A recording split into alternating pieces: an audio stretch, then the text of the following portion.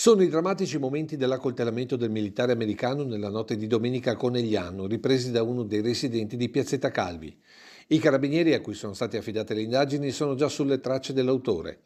Intanto sarebbe già stato denunciato un albanese a cui è intestato il SUV fuggito dopo aver affrontato il 27enne soldato statunitense di stanza alla caserma Ederle di Vicenza, ma distaccato ad Aviano, che proprio nella città friulana avrebbe conosciuto la 38enne albanese, per la quale sarebbe nata la discussione prima dentro un club privato nella vicina area del Biscione, sfociata poi con l'accoltellamento una volta usciti dal sottopasso di Piazzetta Calvi. Complice l'alcol assunto nel corso della nottata e l'avvenenza della donna, l'albanese e il suo gruppetto di amici avrebbero prima innescato pesanti apprezzamenti per lei e volgari commenti su di lui, ribattuti in un crescendo sfociato nell'atto violento.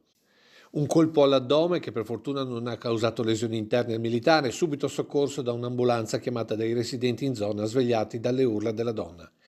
Il giovane, dopo una notte di osservazione, è stato dimesso e con la 38enne ha presentato denuncia ai carabinieri.